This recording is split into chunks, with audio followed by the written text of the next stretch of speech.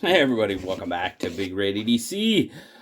I just wanted to kind of do a wrap up of this first round of the Battle of the Knife Protectants, as I was calling it. Um, the whole idea behind it was just to kind of see um, what would happen to some 1095 steel if we simulated, say we just cleaned it, put our protectant on it or whatever, went outside, was doing something outside, and maybe dropped it, lost it, forgot it outside for a little while. That was kind of just the basis behind this because, we know that we're not going to just leave our knives out. We're not going to take our knife out, put it on a stump, and see what happens in a week. Some people might. You can always do that, but I don't think we're going to do that on purpose. So that's just kind of, what I was simulating. And this wasn't meant to say one product is better than the other. Not at all. That wasn't my goal. It wasn't to say, hey, I know that such and such product is better. If I thought that and was doing that, I would have told you in the beginning. That's not what it was. It was just kind of an overall, let's see what happens. I know I kind of goofily said many times it was highly scientific. Guys, it was all tongue-in-cheek. It was what it was. I put some nice protectant on some bars and put it out on a stump in the backyard. Luckily, we got some rain, a couple of days, some light rain. So it did put some stress on the metal, which was good. I was glad for that. And it was about perfect, to be honest with you. We got some mist and then light mist, just enough to get the metal wet, really. And then it cleared off and got really sunny and it dried it off really quick. So that was good. I thought that was perfect. And, that's one of the things, I'll tell you right now, I'm planning on a round 2. I've already ordered the steel. I'm looking at protectants. I have a couple of the protectants coming already. But what I would like from you guys in this video is, I know you've kind of suggested some in a couple of the other videos that I've asked you to do that, and I've greatly appreciated it. And I do have some written down already. But if you have a protectant or something like that that you would like to see in this, can I promise it'll happen? No, but I would love to hear your suggestion.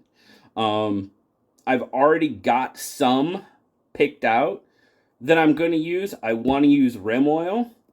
I want to use Frog Lube.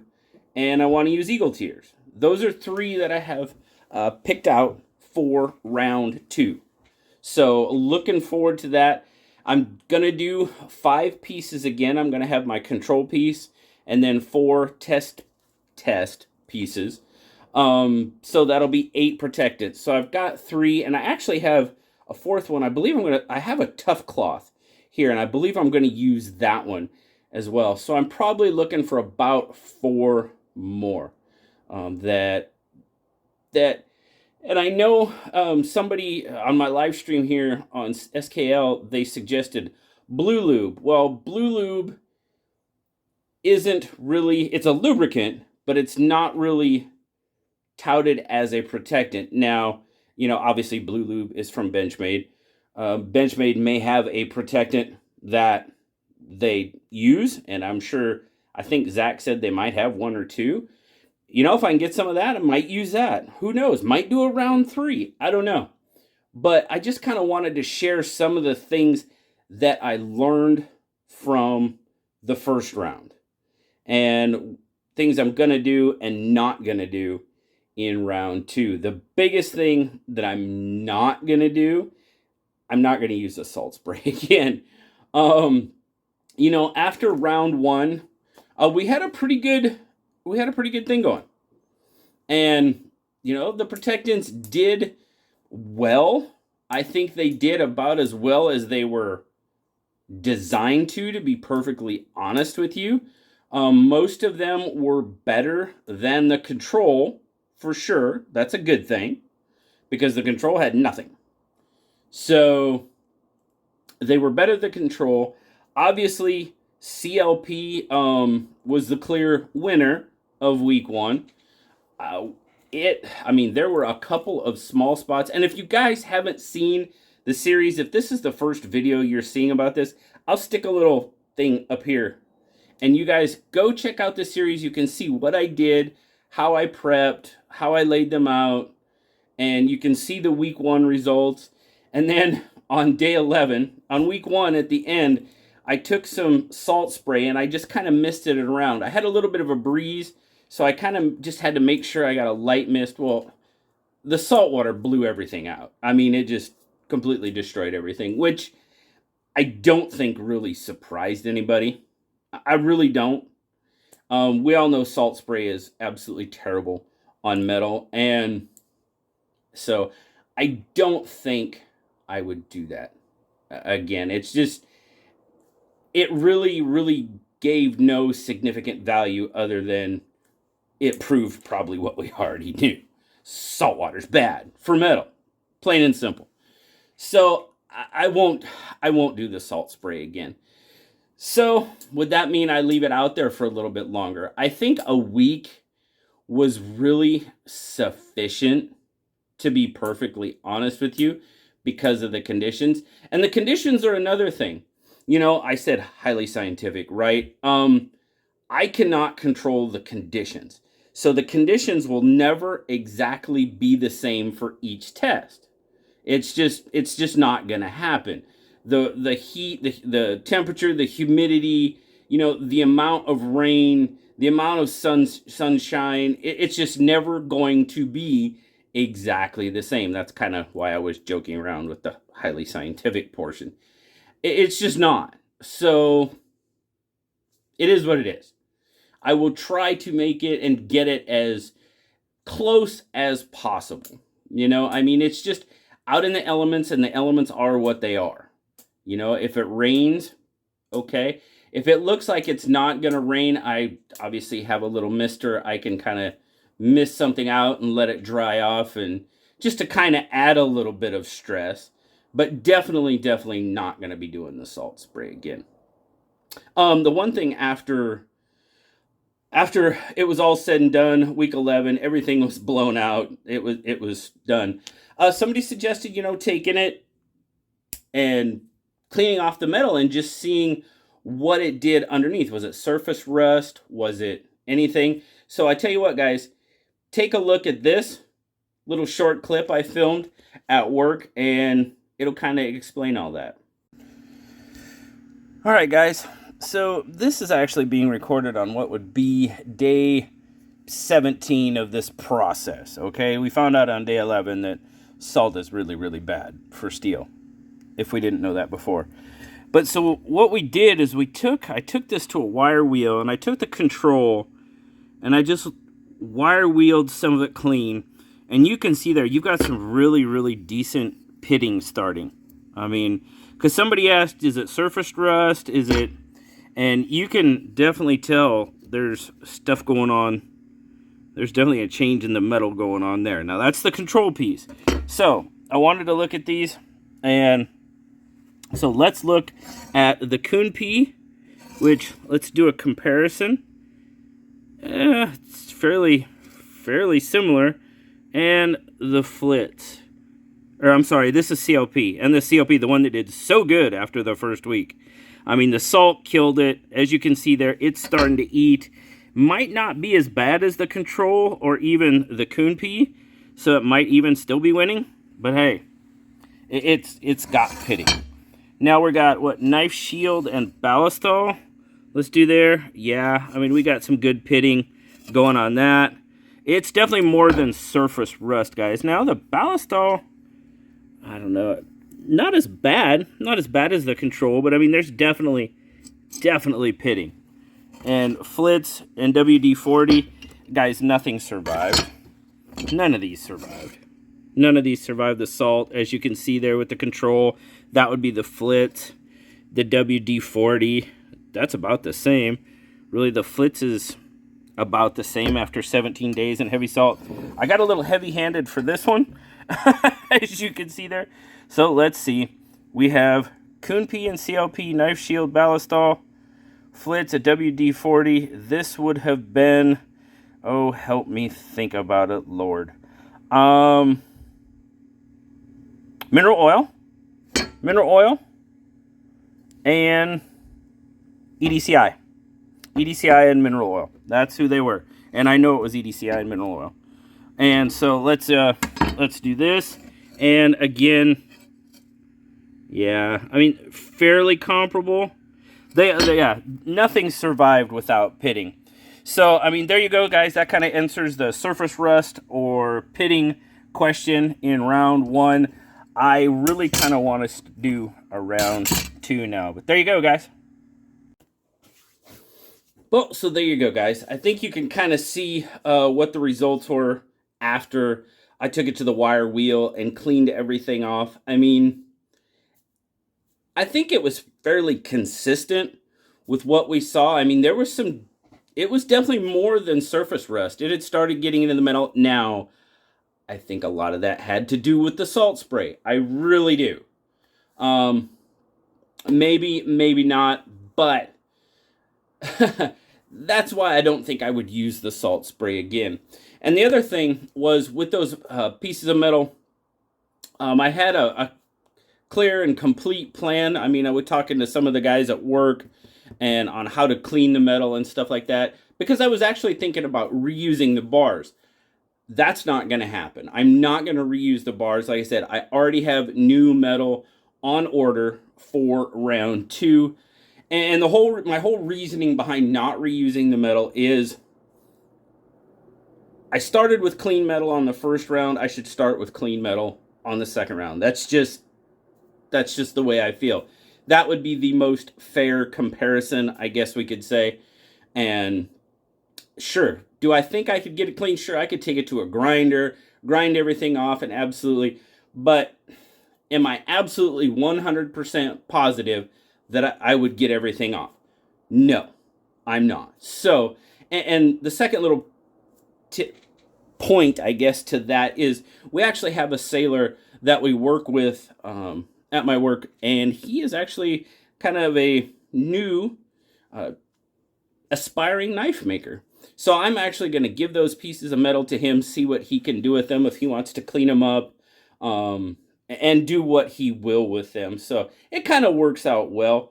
Gets him a little bit of stock to use and to mess around with, and he can kind of have fun with it. So I think it's a win-win situation, to be perfectly honest with you. Well, sure. Win-win, sure. But yeah, I think starting out with new metal is the right thing to do. I absolutely do. So that's what we're going to do. I'm not going to reuse the metal that I used in the first round. So I got my notes here. I'm just trying to make sure that I'm touching everything. Oh, I did get a lot of comments about food safe. Obviously, CLP was the best performer out of week 1, but a lot of people said, well, CLP is not food safe. You're right, it's not. Being food safe or not food safe was not a criteria in this, and it's not going to be a criteria for round 2. This is Protectants, food safe, not food safe, doesn't matter. I kind of see it as if you're going to be using it around food, that is on the end user to decide what product to use on their food prep knives. So, I mean, it's kind of like we do specs, you know, how we give specs on knives when we do our videos and stuff. I mean, anybody can read a spec sheet, right? You can. But it's just something that we do.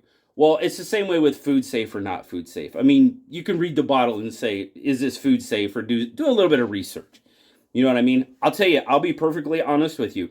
I have one really high carbon steel kitchen knife that we use. And I know a lot of these products say they're food safe, right? Obviously you're not going to chug the bottle of it. That's probably not a smart idea, but I don't use them on that knife. The only thing I use on that knife is vegetable oil or something like that. Even if a product says it's food safe, great, awesome, glad to hear it. not going to use it on that knife. I use vegetable oil or something like that. And something else that came about through all this and talking with a lot of people is the first round of prevention for preventing corrosion or any type like that on your knives is a good cleaning after use. A good, simple cleaning will protect your knives. Now, I know there's some places in the country that I got the comments, I have to use a protectant. Oh, great. Understand. I thought I was going to have to use a protectant a lot more than I do here in the Pacific Northwest. I really, really did. I was really concerned about the high carbon steels. It's not an issue. It's not an issue. I pretty much clean my knives after I use them. Again, like kitchen knives or my D2 EDC knives, never had an issue. Never had an issue with rust. A lot of them right now, I got plenty of D2 knives here that do not have any protectant on them at all. They're not rusting. So a good cleaning, obviously you want to clean them, get them dry, and make sure that they are good, clean and dry before you store them and so on. Am I telling you not to use protectant? Absolutely not. You have to decide to use that or not yourself. But several people, I got that comment, was like, I just give my knives a good cleaning and they do all right. Agreed. I'm the same way. I am definitely the same way. But I know a lot of people do. So this is a fun way it's a fun way for me to do content for the channel. And hopefully, you guys learn something. Somebody learns something from it. If you can learn something from it, great. I'm having fun doing it. I hope you guys are having fun watching it. So, yeah. The one thing about that, though, and I found it was a very, very good comment about just giving them, your knives a good soap and water cleaning, if you will, is you do have to be careful in homes that have water softeners, because a lot of water softeners use water softener salt. I didn't think about that. I've only had one house that ever had a water softener, and that was many, many years ago when we lived in Minnesota, and the water had a salty taste to it. I'm like, ooh, okay. That is a very, very good point. So if you are giving your knives just a wash, soap and water wash, if you will, if you have a water softener that uses water softener salt, probably a protectant might not be a bad idea. One of those things. So that was a very, very good point. So I appreciate that comment quite a bit. So let me see. Yeah, 1 week. I don't know. We'll see. We'll see. I know that just that salt spray it pretty much shut it down. I think we made it to day 11. And really, we didn't really make it past day 10, I don't think. It just blew it out too bad. So won't be doing that again. Yeah, round 2 will be just as highly scientific as round 1. I can promise you that. I'm going to do everything the same way. I'm really not going to change anything. The only thing I will change, and this was another really good suggestion, was I'm going to have a control piece again, right? I'm going to have the control piece, but I'm going to do something a little bit different with that control piece. Half of it is going to be the untreated steel, just like it was in round 1. The other half, I'm going to force a patina on it. Maybe some apple cider vinegar or something like that, and then not use any protectant on it. So it'll be completely untreated and a forced patina untreated piece. So I think that'll be interesting too. That was a very good suggestion. I got that suggestion a couple of times. So we're definitely going to give that a shot in round 2. So, I think that's it. I think that's pretty much, I know I did a poll with it, and obviously I don't remember how many votes. I had well over 60 votes on the poll on SKL here the other night, and it was pretty much 90% was like, hey, let's see a round 2. So roger that. I took that to heart. Like I said, I ordered the metal today. I've ordered a couple of the protectants, and I'm looking for more suggestions, guys. Please leave your suggestions down here in the comments. I would love to hear what you think I should use. Like I said, I can't promise I'll use it, but if I can find it, if I can find it and it's relatively inexpensive, because the stuff I used before, I pretty much all had on hand. This one I'm going out and I'm buying, but that's what we're here for, right? That's why I have my gracious channel members, and that's why you guys give me super chats and stuff during the live stream, so I can do stuff like this. So it's very cool, because I started looking at Eagle Tears, and right off the bat I found this like big jug, and I was like, well, that sounds like the stuff I want to use, but it was like 40 bucks. I was like, man, do I want to spend 40 bucks for a little not really. I don't, but if I have to, I will. But I did find their actual blade paste, so that's what I'm going to use. And one final thing on this, guys, and I hope you're still here.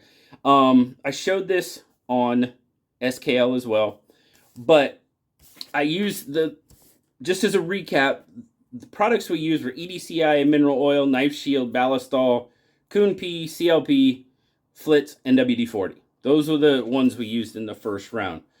And when I posted it on Instagram, what I was doing, I tagged as many as I could. I can't tag mineral oil because there's several makers of mineral oil, but you know what I mean.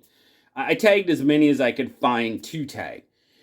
And Flitz, the social media director for Flitz, actually reached out to me, which I thought was really cool. And I didn't bring the email with me, but he basically said, you know, thank you very much for doing this testing. We really appreciate it. Basically something like, thanks for including us. He did say, obviously, if they knew a test like this was going on, there might be a better, because I just used the regular plain Jane Flitz, which I think that's what a lot of people use. But they do have a product that would work better for long-term care. Again, this wasn't really, we don't put our knives out for a week outside. So I'm not looking for something that's going to protect a knife outside for a week. I mean, if we can find something, great. That's not really why we do that. I don't think. That's not why I would do it. We know that once we use a knife, we're going to have to put our protectant back on because it's going to get wiped off and all that. So you can't just, it's not a once and done and your knife's protected for the rest of its life, or they wouldn't sell protectant in 4 and 20 ounce jugs. You know, you have to reapply. That's just what you have to do. So understandable, you know, there's probably better products for long-term like that. Again, it's not exactly what I was going for. But what the cool part about it was, and I'll reach down here, is they actually sent me, they said, as a thank you, we're going to send out a whole bunch of our products, keep them, test them, share them with your viewers, whatever. I thought that was really cool. They sent a couple of microfiber claws, some little bottles of good stuff. This is the one, I think, the ceramic sealant. This is the one he said that they really recommend that you use on your knives. So not the just plain Jane Flitz polish, but it says polish and protectant, so that's why I used it. You know, a lot of people probably use this one. There it says corrosion protection as well. So very cool. But this is the one, and he was very, very nice about it. And I just thought that was neat that they reached out and basically said thanks for including them. Like I told them, this is not, I joked highly scientific, but it's not. It was what it was. I don't know how else to say that. It was something I thought up, and, well, I had a suggestion, you know, maybe test some protectants. So that's what we're doing. So keep an eye out for round 2, guys. It's going to be fun. I hope you enjoy it. I enjoyed doing it. Like I said, I'll keep it as close to round 1 as possible, but I can't control the weather and all that stuff, but we'll just see how it goes. So I'm looking forward to it. I hope you're looking forward to it. Thanks so much for watching, guys. I really appreciate you. As always, like, subscribe, leave me that comment. You know I love talking to you. And leave your suggestions in the comments, guys, of some protectant. Make sure it's a protectant, not just a lubricant. And it might be in round 2. Thanks a lot, guys. I'll talk to you later. Bye-bye.